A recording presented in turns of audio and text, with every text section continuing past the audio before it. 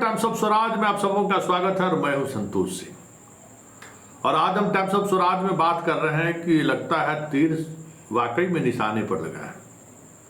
जी हां, हम बात प्रधानमंत्री नरेंद्र मोदी के उस यात्रा की कर रहे हैं या उस सभा की कर रही है जिस सभा को लेकर पिछले एक सप्ताह से बिहारी नहीं देश में एक अलग तरीके का कुतूहल मचा हुआ है।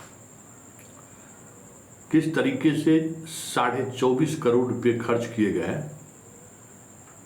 प्रधानमंत्री के एक दिन के सभा में, पंडाल और हेलीपैड से लेके बेतिया में जो एक छोटा सा एयरपोर्ट, बहुत पुराना एयरपोर्ट है, उस एयरपोर्ट के रिनोवेशन में फिर लाखों के पानी पीने की भी बात आई। ये खबरें चल ही रही है तो हमने आपको कहा था कि डीआरएम किस तरीके से दबाव बनाए, वो दबाव तो वो कामयाब हुए नहीं, खबरें चलती रही। उन्होंने ये भरोसा दिया कि मैं भी अपना पक्ष रखना चाहता हूँ। आज 3 दिनों से हमारे मित्र उनके दरबार पे जा रहे हैं, बात नहीं हो रही है। व्हाट्सएप पर डॉक्यूमेंट्स भेजा जा रहा है। शुरुआती दौर में तो उन्होंने कहा कि ये न्यूज़ पूरी तरह से फेक है।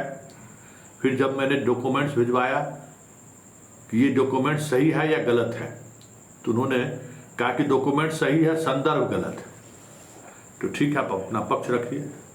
आज जनाब पक्ष के लिए बुलाए, घंटों रिपोर्टर बैठे रहे, पता चला कि पीछे के दरवाजे से वो निकल गए।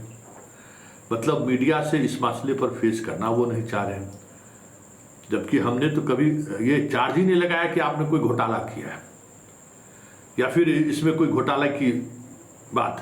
हाँ, ये अलग बात है कि खबर चलने के बाद बहुत तरीके की जानकारी जरूर मिल रही है कि एक खास व्यक्ति को टेंडर देना, एक खास कंपनी को मतलब जो है उसको ज़्यादा तवज्जो देना। कहा जा रहा है कि जिस कंपनी को टेंडर दिया गया है या जो एजेंसी को आपने टेंडर दिया है उसका कहीं न कहीं किसी सांसद से जुड़ाव है।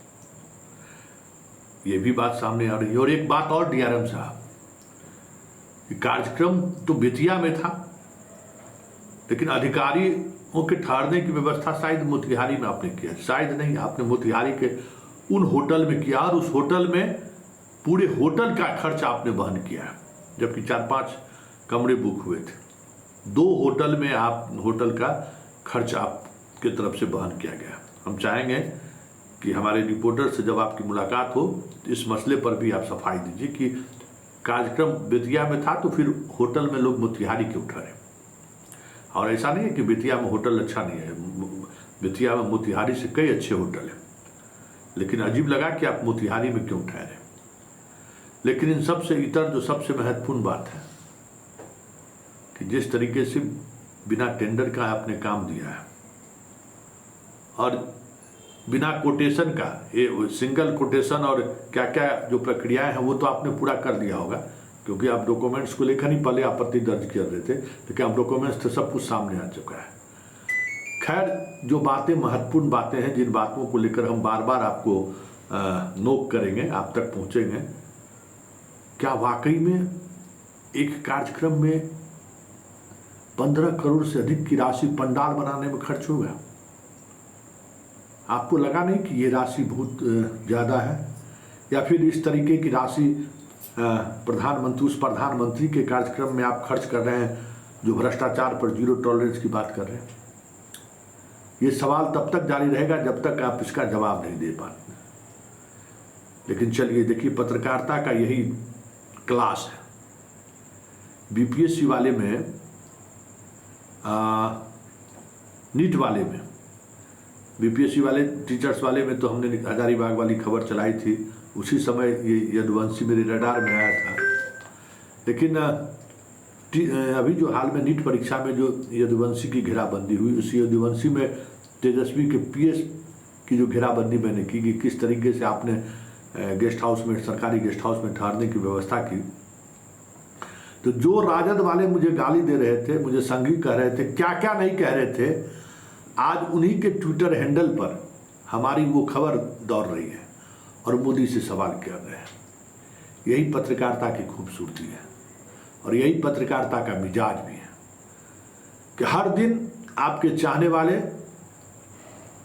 आपके ना चाहने वाले का विचार बदलता रहे आपको लेकर। ये कभी ना लगे कि किसी खास के आप पत्रकार हैं, आप पर ठप्पा ना लगे। मुझे भी खुशी होती है, कोई कभी वामपंथी, कभी कोई दक्षिणपंथी, कभी कोई कांग्रेसी, कभी कोई भाजपाई, कभी कोई संघ, मतलब जिनके स्वार्थ पर हमारा सीधा ठक रहता है ना, मतलब चोट रहता है, वो कुछ न कुछ बीच का रास्ता निकालते रहते हैं, उपाय ढूंढते रहते हैं कि कैसे संतोष सिंह को घेराबंदी करें।